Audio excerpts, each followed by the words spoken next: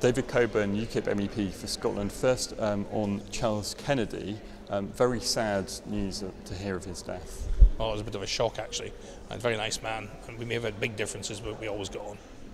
Let me ask you about Nicola Sturgeon's speech then this morning. What's your general reaction to what she had to say?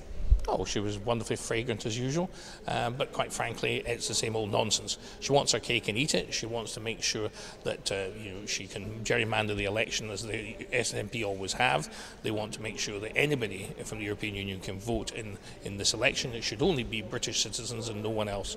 We've had the referendum. It was decided that we are staying within the UK. We are British. If they'd won, we'd had to accept what they have. They must accept this. So it's very important that it's Great Britain that makes the decision. You can't have Scotland making the decision differently. It's made the decision, it's made. And quite frankly, all the polls point to being very little difference between what people in Scotland think about the European Union and people in England. So it's a lot of nonsense anyway. Okay, and you kind of referring to it there, I think, is this idea of a double majority. If she gets her way on that, and given she has a lot of influence at the moment, it's a possibility, that would cause you the no vote a real headache, wouldn't it? No, because it's not going to happen, for starters. And there's no way it should be able to happen, because Herr Juncker and various other people have said Britain came into the EU as a whole and must leave as a whole. Those are the rules, and they are not changeable. So quite frankly, that's the way it is. And it's very interesting that a party which supposedly is in favour of Scottish independence, is going to take orders from Brussels. What's independent about that? They keep moaning about London making decisions. Well, they particularly want Brussels and Frankfurt to make the decisions. That's not freedom or liberty. And quite frankly, it just shows all they do is hate the English. They don't care who runs the country, as long as it's not the English. So quite frankly, they are seen as a pro-European party, and they are just lick-spittling along to the Conservative Party, and they said they never would, and of course they are. So much for their big guarantees about not doing a deal with the Tories.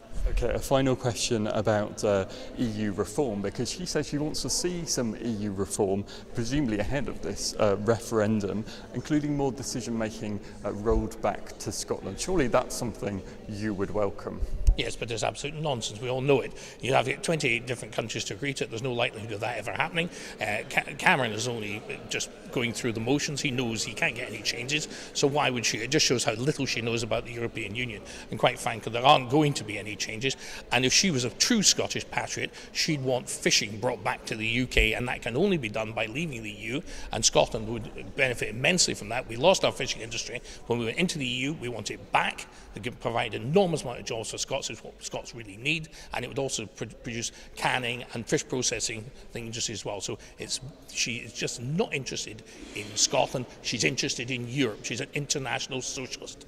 Okay, this was Nicola Sturgeon really setting out her stall ahead of this referendum.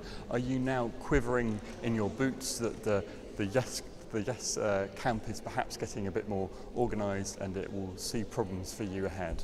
No, absolutely not. The yes camp have got nowhere to go. The only people who seem to want them are huge international industries which want free, cheap labour.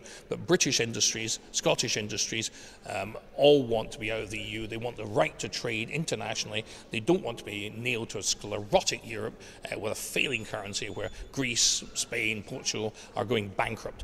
And we don't want to be part of that. We want to be part of an international trading zone, Far East, South America, all over the place. We want to be where the action's at, not tied to a corpse of a sclerotic, dying European Union.